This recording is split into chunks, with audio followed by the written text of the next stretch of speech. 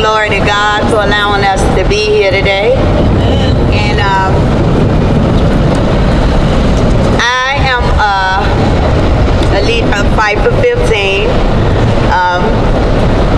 I've been here for a few years now, and why I Fight for 15 is the same all of you all, so I can make a living wage, take care of my family.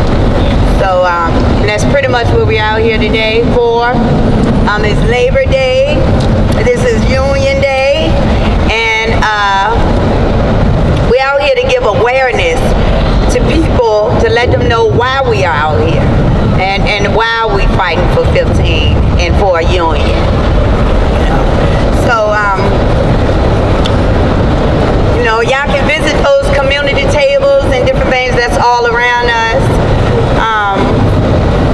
And I would like to introduce our speaker, Reverend Jane.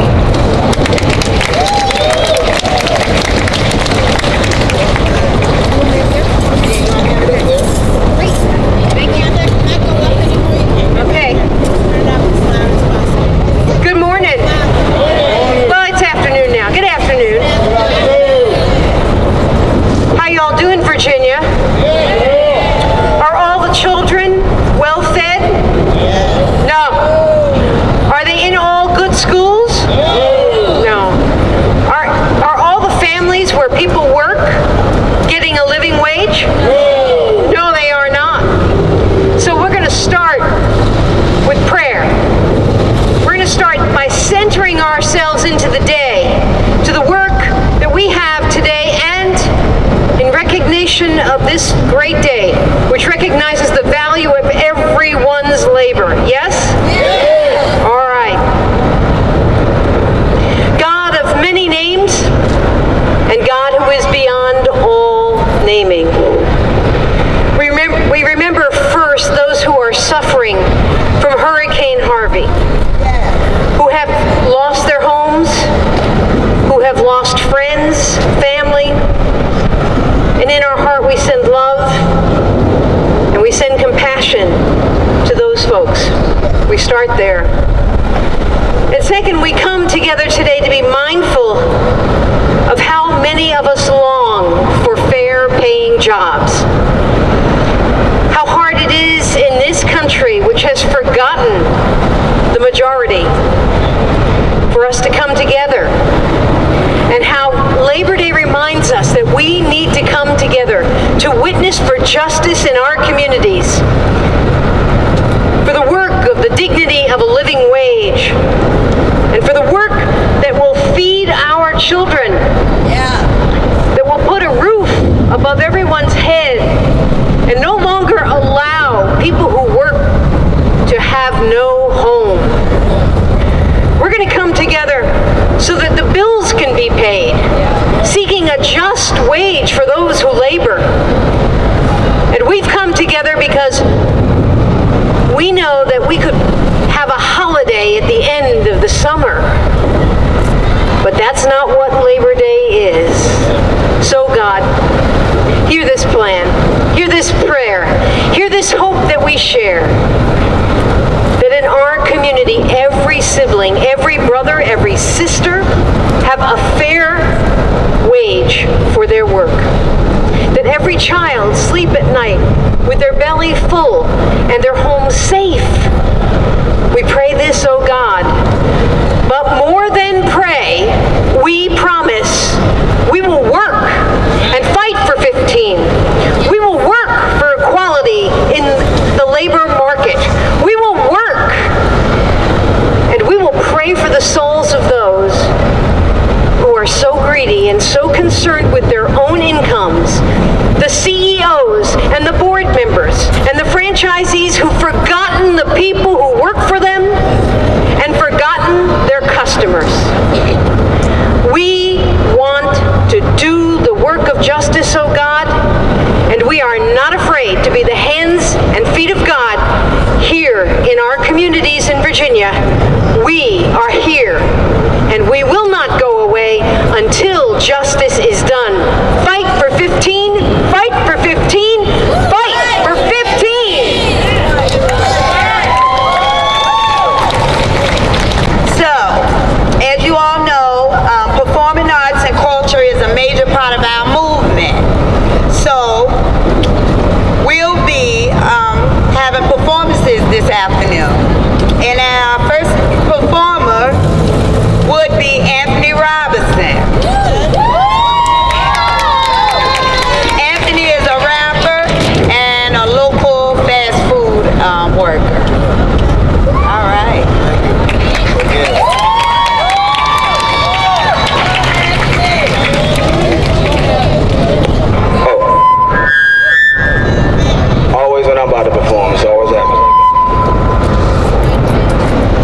Y'all good? Y'all can hear me out here? All right, that's what's up. Thank you, I appreciate that. We love you too. Yeah. Before I start, I just like to let everybody know how I got involved in this. One of our people who helped organize a lot of this, name's Amanda. She recruited me. You know what I'm saying? She seen the drive and the ambition that I had to make things happen in my workplace. I'm not a manager. You know what I'm saying? I haven't been, and I'm definitely not one now, because I definitely don't receive the wages that they do. But she seen the fact that I had drive, and I had ambition, and I had the tenacity to let people around me know that we need better. I mean, what we standing for means something, and it means something not only to me, but to everybody. You know what I'm saying? Because these frees, civil liberties and civil rights are all rights. These are freedoms. We supposed to have what we supposed to have. We work hard for this, and I know everybody out here can tell me that 725 is definitely not working for you. Definitely not working for you. Is it working for you? Is it working for you? Because it's definitely not working for me. You know what I'm saying? And we all out here for the same cause, the same objective, to get this $15, because that's what we need. Not only that, everybody's cause, regardless of what it is, what is walk, if it's positive, it's all the same. Black Lives Matter, Fight for 15, LGBT, pro-choice, women's movements, women's rights, everything is all the same. It's all for the betterment of us, because we are the people, and ain't no power like the power of the people, because the power of the people, that's what I'm talking about. You know what I'm saying? I can't hear y'all. Can I get hype a little bit more for me, please? That's what's up. What's up? Yo, all right. My performance, rather, I was gonna do some musical things, but my voice is kind of messed up from doing all this chanting or whatever. But I'm gonna remix it a little bit for you. I got these two songs. One's called Pearls, and another one is called Misfit Toys, or The World is a Ghetto. So instead of rapping this to y'all, I'm gonna go ahead and do this like a spoken word. Y'all ready? Y'all sure y'all ready? All right, then let's get it. All right. My vision is visceral, times that of what I listen to, and understand what I see when I see on my peripheral. Your perception of deception is biddable. When you can't see that people fighting crimes are really criminals. Facts. That's enough for the vernacular. Simply stated, these cops is killing niggas. Watch your back, bro. Watch these people. These peoples is watching back, bro. Don't mess with Pokemon Go. Pika can't choose that, bro. That's another social media distraction.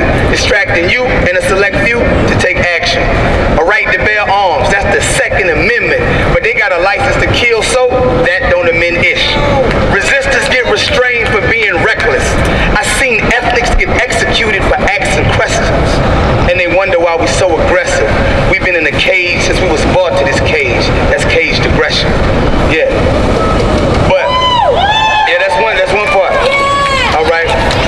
Now this song right here is called "The World Is a Ghetto." Listen to me, because these words really mean something. My city, it was wilder, because we endorsed Kane. My governor was wilder, because we support Kane. They introduced the environment and in the story. I'm sorry, my voice, y'all. Yeah, my bad. You know what I'm saying? Yeah, my bad. Can I start it from the top one more time? Yeah, all right, bet. Let me see. Yes, my governor was wilder, because we support Kane. Yeah, my governor was wilder, because we support Kane. And our city was louder, because we endorsed Kane. They hating us on Obama because we support change, but they supply the narcotic just to extort change. Where they implemented their father system. The price was high, so we supplemented the barter system. Some people died for their rights like the martyr system. Some people locked away for life in the hardest system. If you ain't black and been through that, it makes it hard to listen. And these the same folks controlling all y'all assistance.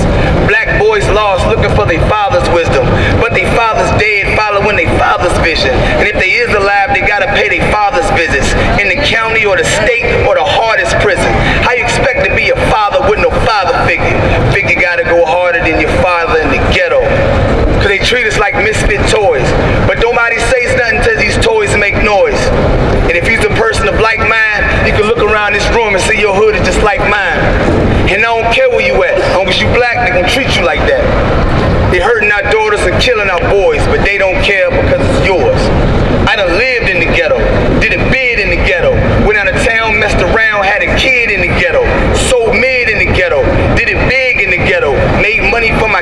selling mid in the ghetto, so loud in the ghetto, blown loud in the ghetto. Gunshots bust metal, make it loud in the ghetto. That's the sound of the metal. People walk around with the metal. Buckshots, people always duck down in the ghetto. Nothing's bored in the ghetto. I can afford in the ghetto. Anything I can't afford in the burbs, I can afford in the ghetto. J Ward is the ghetto. Gilpin Court is the ghetto. Magnolia, Ambrose, Wickham Court is the ghetto. People breathe in the ghetto. People bleed in the ghetto. Southside, Rough and Road, Bell Mead is the ghetto. West End is the ghetto. North Side is the ghetto. Idlewood, Richmond, we the ghetto. So we got to do for the ghetto. You know what I'm saying? Everywhere's the ghetto. The world's the ghetto. Yeah. So in closing, you know what I mean? I know it ain't the best performance, but I mean, it's a start to count. But in closing, I want y'all to know, we all stand for something right here. Because if you stand for something, you won't fall for anything. And these people that's trying to take our money from us and not give us what we want, they're denying greatness. And I see greatness amongst all of y'all. And if they deny greatness to y'all, they will deny it to themselves. And I will not be denied. Thank y'all. Tiffany with UFCW, that is the Kroger Union, and Vicki Wright Evans, who will present home care workers in Virginia.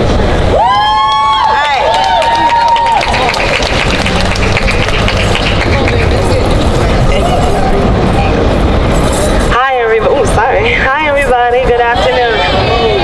My name is Tiffany Flowers and I'm the Director of Organizing at UFCW Local 400. It really doesn't mean anything, it just means I'm an organizer like a lot of the other people here. I just want to say it's a really, and to the people that work in fast food and retail that are out here fighting for 15, please hear me when I say it is nothing but an honor to be out here with you. You are truly, truly, truly the heroes of our time, and it's only because of the hard work that you do and the risk that you take and the leadership that you're showing that we're going to be able to win this fight. So I'm not going to take up a lot of time. I just want to say thank you. Thank you for letting me be here. Thanks for letting the organizers be here. And I totally believe that we will win. Thank you very much. All right. I guess I've been told to come up here, give my testimony about why I'm here fighting for $15 in a union. I guess really it starts with my family history. I come from Dickinson County, Virginia, which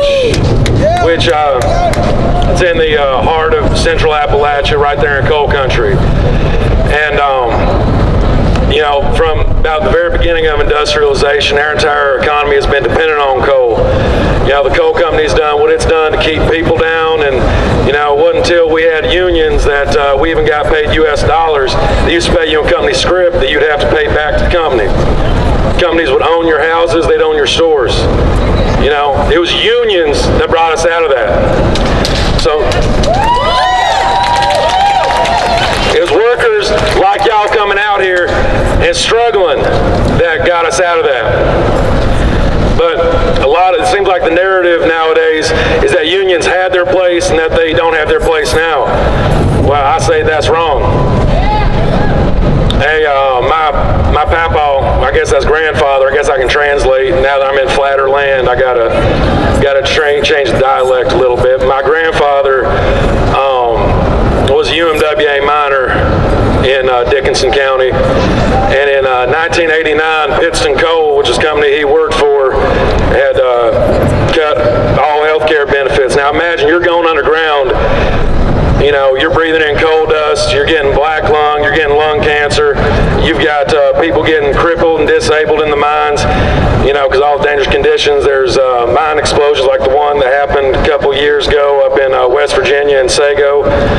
So the one thing that miners needed is health care. That was the one thing they took away in 1989. Well, UMWA decided to go on strike. And it was months and months a long struggle. And what they did, first thing, was they brought in replacement workers, or as we call them, scabs. Y'all know that. Scabs went into the mines to go work in place with people on strike. So I guess the only thing we could do is block the road. And my papa and several of my uncles and such were out there, you know, blocking the road. road, and the governor, I guess, really didn't like that too much. There wasn't a whole lot of police there, so they had massive state police deployments down there, in this area for months at a time, police doing what they do to strike workers. But the strike workers persevered, and about 100 of them had occupied this is later into the strike, they had occupied a power plant and had shut it down for 4 days. And it was the support of the union they were able to do that. And because they were able to do that, the union got their contract, and health care was restored to the workers. That was in 1989. I was born in 1995.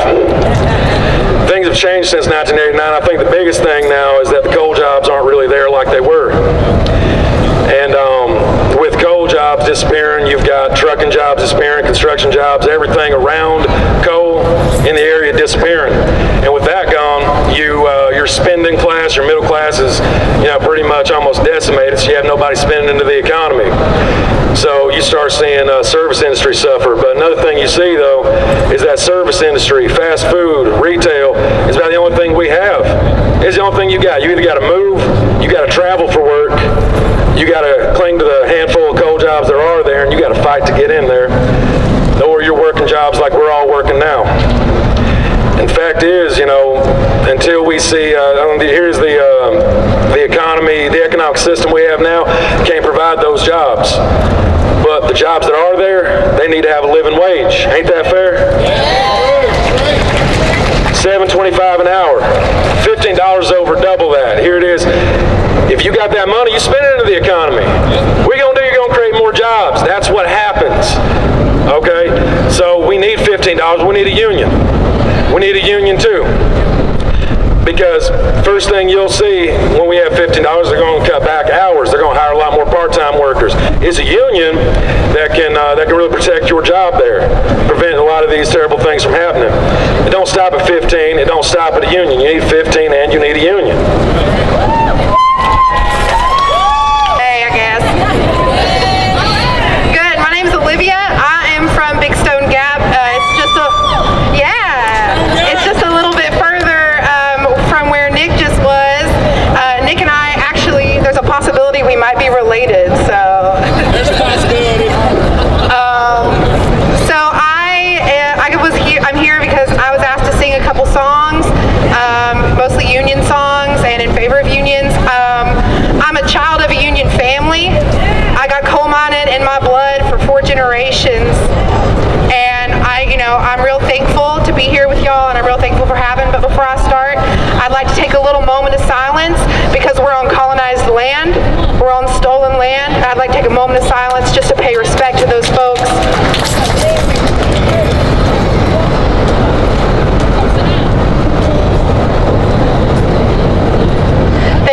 Thank y'all. Now I'm going to use my phone as my security blanket because I get nervous and forget the lyrics.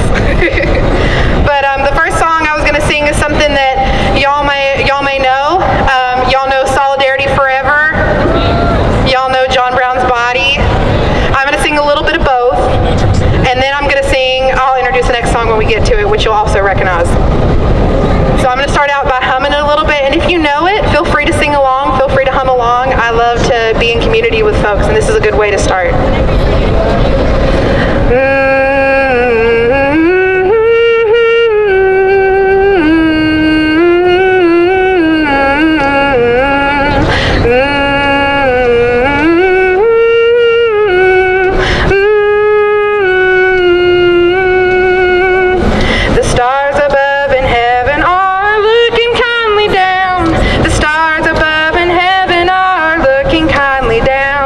The stars above in heaven are looking kindly down.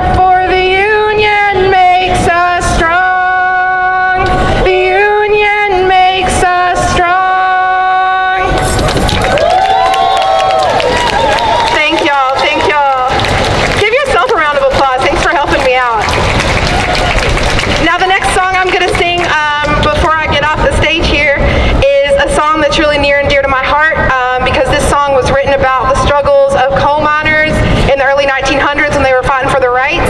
So this was my granddaddy, this was my great-granddaddy, this was my family.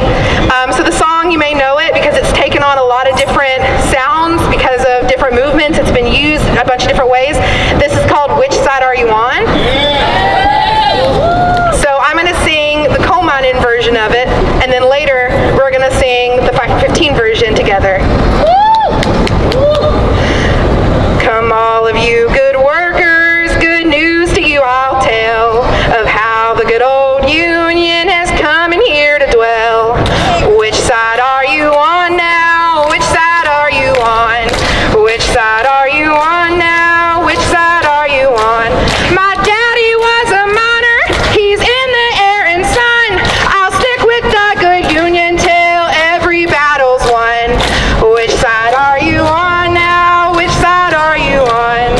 Which side are you on now? Which side are you on? They say in Harlan County there are no neutrals there. You'll either be a union man or you'll work for J.H. Blair. Which side are you on now? Which side are you on? Which side are you on now? Which side are you on? Oh, workers, can you stand it? Tell me how you can. Will you be a lousy scab or will you be a union man? Which side are you on now? Which side are you on? Which side are you on now? Which side are you on? Don't scab for the bosses, don't listen to their lies. Us poor folks haven't got a chance unless we organize. Which side are you on now? Which side are you on? Which side are you on now? Which side are you on? Which side are you on now? Which side are you on? Which side are you on now? Which side are you on?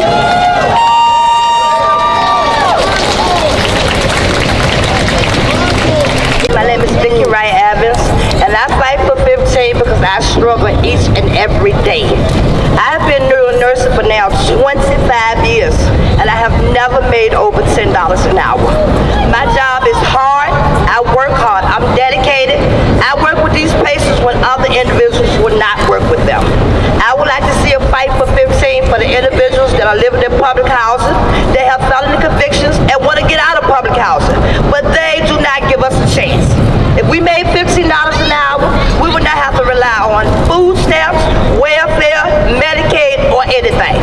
If they could take some of the money from out of their salary and give it to us, we would be much better off. They can make the money, why can't we? You know, one day I would like to own my own home. I can't get a home making $7.25 an hour. You know, I'm not asking for handouts. I'm not asking for the system to take care of me. I'm asking the system to raise the minimum wage to $15 an hour so each and every individual who works can survive. Everyone. My name is Montague Magruder. I'm running for the House of Delegates in the 6th 9th District, which is basically right on the southwest part of Richmond City. And I want everybody to take the time, after you leave here, to take the time to research on all your candidates wherever you live. Wherever you live, you gotta find out who's running in your office, running in your area, who is supporting increasing the minimum wage. I, for example, support raising the minimum wage to $26.80 per hour, which is what it should be today.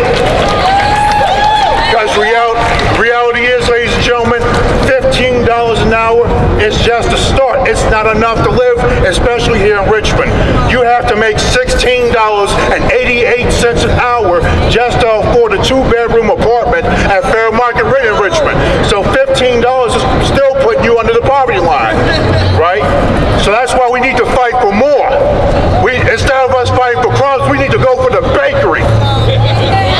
Let's take the bakery. That's what I want. I don't want no more, just a slice of the pie. I want the whole bakery. Give me the whole Wonder Bread factory so that we can make our own bread, right? But yeah, like I said, everybody, because there are a lot of these unions out here that have recently had their leaders going around saying that they support Trump. They want to work with Trump. Y'all need to challenge those people. If your union is saying we want to work with Donald Trump, challenge them and toss them out of their seats because they do not deserve to represent us. And I'm standing here saying this as a person who is a member of a union and who has to catch up on his dues, quite frankly, but as a member of the union, the industrial workers of the world. I stand here saying these things as a person who worked as a home health worker for 6 years, and his business closed up, and is currently working for $8 an hour as a part-time as a cook. So a lot of these politicians come to y'all, they come from a place of privilege. They isolate themselves from the oppression that we're dealing with. They don't have the concerns of public housing residents. They don't have the concerns of public transit riders. They don't have the concerns of minimum wage workers in there, all right? People like me do. And that's the kind of people y'all need to elect to the House of Delegates this year if you really want to have a chance of actually earning more than $15 an hour. We need to fight for 2680, and we need to keep shooting up and up and up. The sky is not the limit when it comes to us. We should be able to earn whatever the fuck we want to earn. We have enough. Let it be enough to stop fussing at the TV every time you turn on the TV. And it's something that you dislike about your representatives who are here representing us. And start voting them out. You know, we all that can and are able to vote can get these same people that we don't believe or think deserves to be there up out of there. You know, so we need to start using our tools that we do have to get them up out the seat. If they're not representing us and doing what it takes to make us happy to get us through, then get them up out of there and put somebody in there that's going to do those things. You know, we just sit there and it's so sad. You know, we come out, we complain, we always complaining, but ain't nobody stepping up to the plate to do something about it. You know, we ain't got nothing else to do like talking about it. If you ain't at work, when you at home, or when you see that them people out there voting and stuff, that stuff is important. Be a part of your society. You know, be a part of meetings that go on in your neighborhoods and stuff. Know what's going on around you. Get up and go do something about it. Because the same way those people was put there, those people can be replaced. You know, and it's very important, especially our younger generation. Y'all see the TVs and stuff. Y'all see what's going on in our world. Y'all see every time you turn on the TV, it's murders and all of this stuff.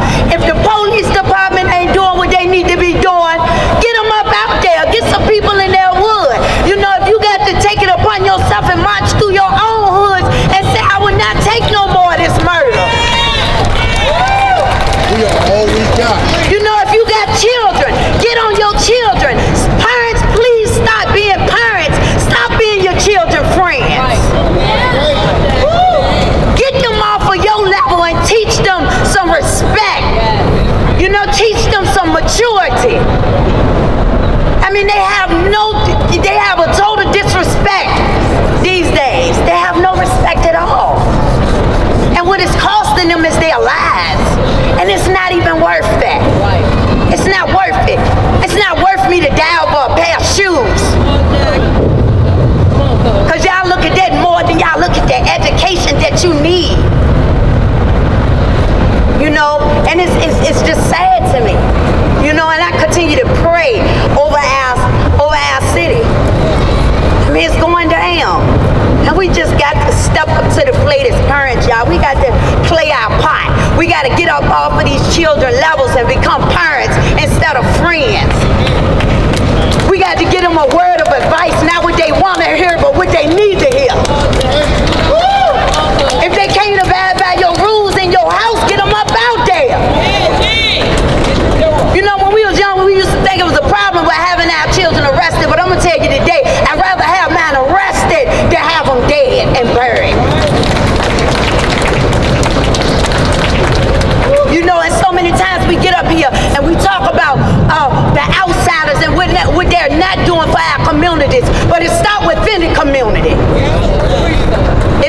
in ourselves. We got to just do some changing. You know, whether it starts with our minds, the way we think. You know, start doing some redirecting. I mean, because it's getting sad. It's getting sad, and I love you all, and I'm continuing to pray for each and everybody. And so we're going to continue with this program. And our next speaker will be Shamon Gilbert. Shimon, I am a low-wage worker.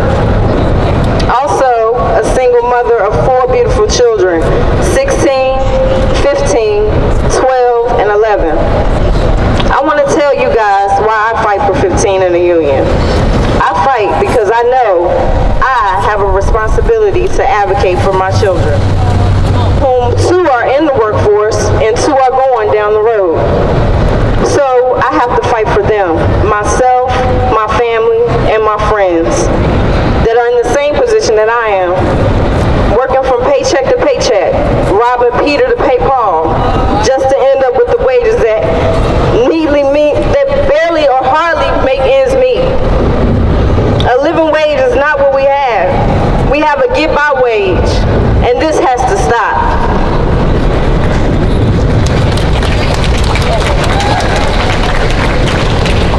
I'm from Roanoke, Virginia, where poor communities, especially communities of color, experience higher rates of police violence when we are just trying to survive, like so many other people in this country. So in light of that, I would like to hold a moment of silence for Keontae Spencer, a young man who was murdered by the police in Roanoke County, and for all other victims of police violence. May you please give them a moment of silence.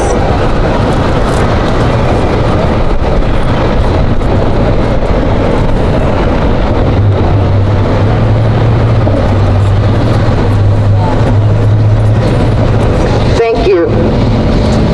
To give you a little bit more insight on why we are building a new union, I would like to give you some facts. Y'all ready? Slavery ended in this country in 1865. The American Federation of Labor was formed in 1886. At this time, African Americans were barred from joining unions or were given lesser jobs and pay. It was not until 1925 that the Brotherhood of Sleeping Car Porters became the first recognized black-led union in the United States. So you see, civil rights and labor rights did not always go hand in hand in this country. Since 2012, the Fight for 15 has been fighting for all workers, for black and Latino workers, for LGBT community workers, for immigrant workers, for disabled workers, for poor people of black of colored backgrounds, and all backgrounds of workers. And I will tell you what, we are still winning. Together, we have raised wages for over 22 million workers, with active bases in over 230 cities, and won countless small but important battles that improve working conditions in our workplaces. To see the power of a union, all I have to do is look around here today. The power of a union. Hey, it's so good to see everybody here today. And I just want to take a second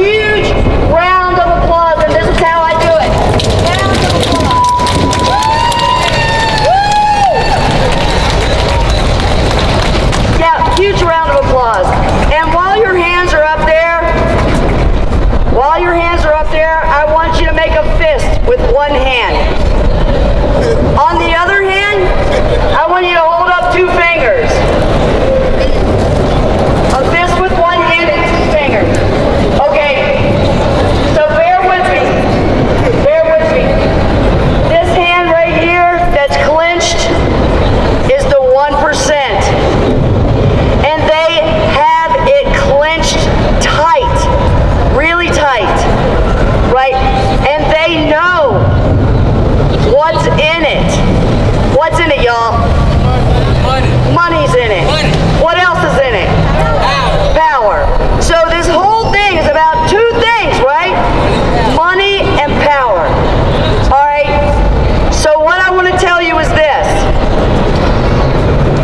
We cannot unclench their fists one at a time. It takes everybody here and everybody you know with you to unclench that fist. They know that they have the working class in their grip. And that's why I said hold up two fingers. Two ways they have us in their grip. Two ways. One is voter suppression in the way of gerrymandering and disenfranchisement. Those two ways. Okay? The other way is limiting your ability to make a living for your family to survive in a dignified manner. This is about a dignified existence, y'all. This isn't about greed. This is about living quality of life. So, bear with me, because we know that that's the problem. We know also that here gathered today amongst you are loyal employees, hardworking people with children. We have brothers, sisters, mothers, fathers, some of them geriatric, some young children, some adult children, and we've seen cycles to economically segregate disproportionately communities of color. Okay, so the reason why I'm asking you to bear with me is because what we're doing here is a symbol,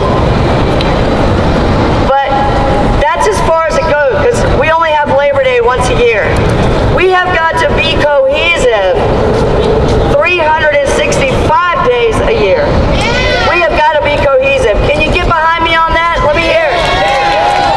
We have got to be cohesive. So some of you may be thinking, well, I don't know what to do. Well, let me tell you, there's things you can do. I hear people frequently, say, well, it don't matter if I get my rights back, and it's not going to matter anyway if I vote. Well, let me tell you, it won't matter if you don't. It will not matter if you don't get out and vote.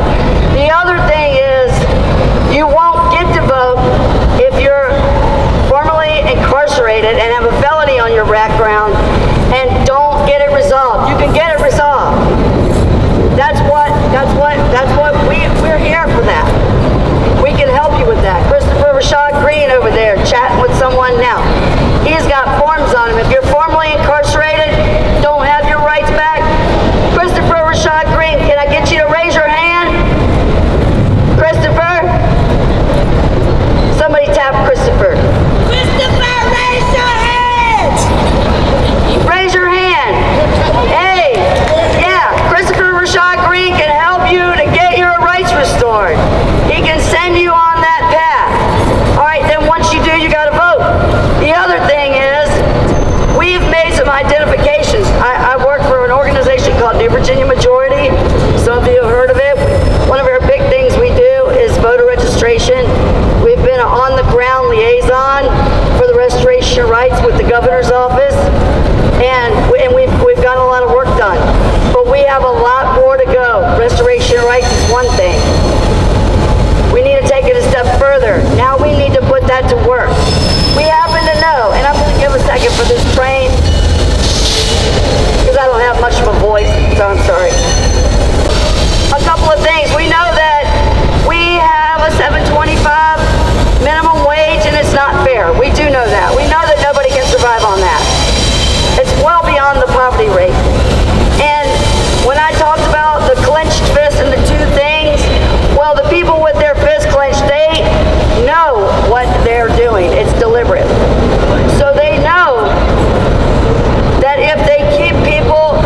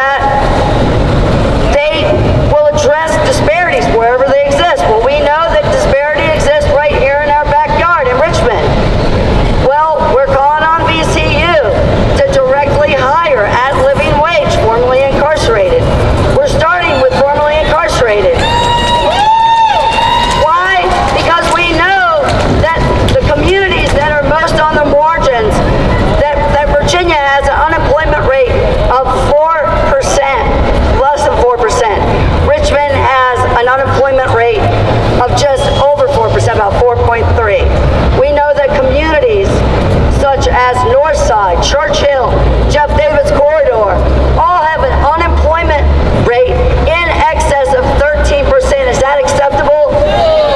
Is underemployment acceptable? No, it's not. So we have to come together and find out how we can become more effective. Can y'all get behind me on that? Right. So what I'm going to say right now, and this is the ask. This is the ask. We've talked about the problem and we've talked a little bit about the solution, about being cohesive. Now, what we need to do is take action. Today, we're here, and that's great. You all have siblings, you have co-workers, you have a partner. Get with them. You have neighbors, get with them. There's things you can do. You don't have to get up and speak from a mic.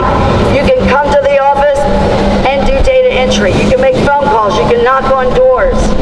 Get with one of these union members. Get with one of these nonprofits. Volunteer a couple of hours. Come to a meeting. You know, find out how you can actually take action and bring people with you. It's important. Our families, and especially communities of color, are relying on it. If we want fairness, we're going to have to get up and make it happen. We have got to demand it. So I want to thank you all for coming out today.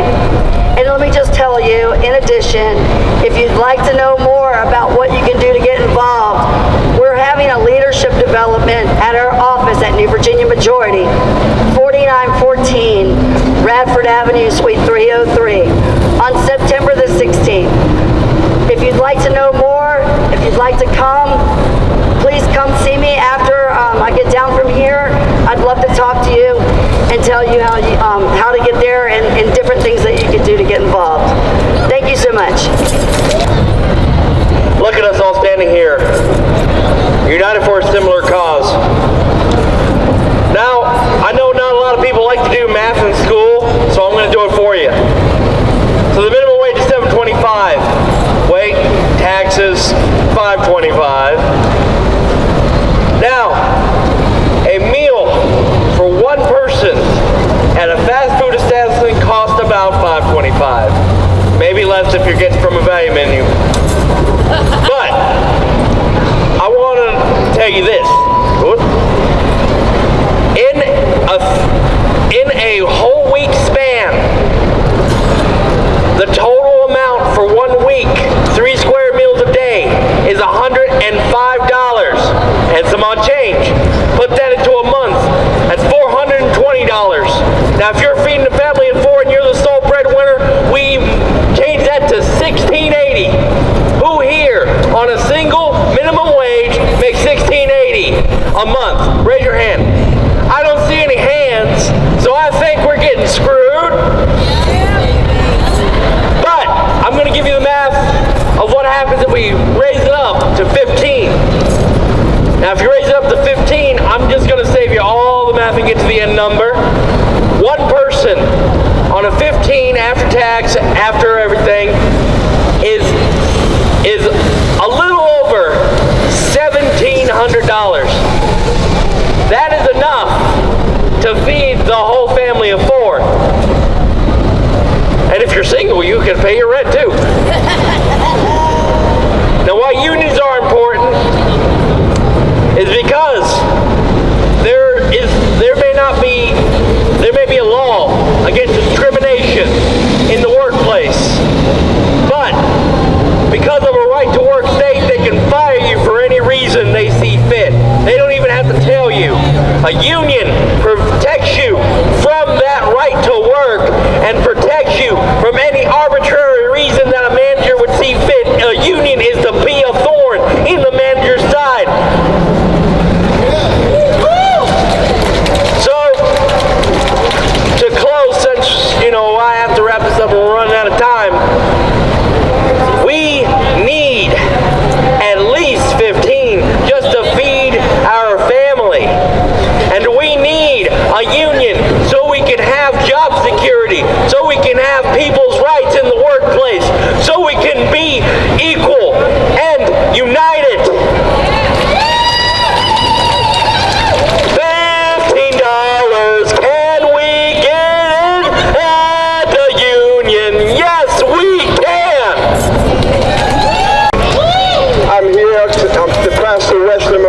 United Methodist Church, and I'm here to say keep the faith. And let me say that we know all the statistics, we know what it takes to make a decent living, but nothing's going to work unless we continue to let them know that we will not accept the inequality that's been given to so many of you and to us. All of us are struggling to make ends meet. All of us are struggling to pay bills, but yet they want to put a harder burden on so many of you with minimum wage, and they make you think that you should be able to do it, but that's impossible. And I just like to say the problem with this nation is, why is it that it takes a hurricane to make all the people come together and try to help each other? This minimum wage is a disaster, and it's a corruption that this nation needs to correct. And I'm saying keep the faith. You can never stop because it's right. You work and you're serving and you're helping. You should be paid decently, just like the people in power want to have all the riches. You want your money too. You got your families too.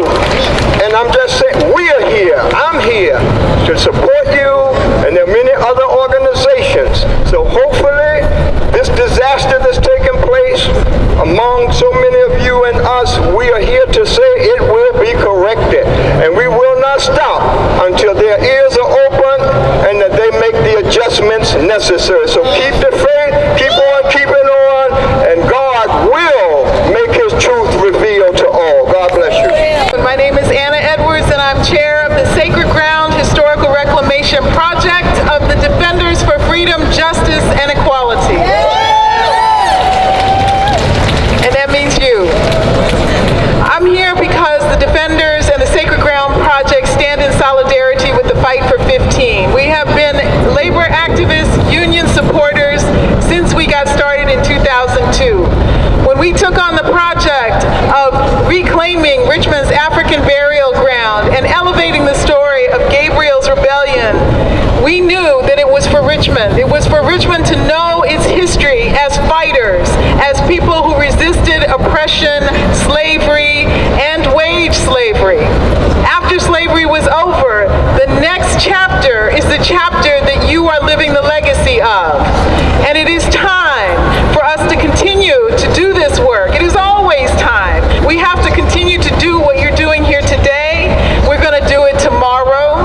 We're going to do it next year, but every time we're going to mark a victory. And one of today's victories is the children that are here holding signs, because they understand. And one of the other victories is that we continue, when we know what the right struggle is, we continue to be unified across racial lines, across age lines, across class lines. We got to really work on the class line piece. As you work with us to support the reclamation of the burial ground and support the development of a memorial park that can honestly tell the history, not just the history of slavery, but the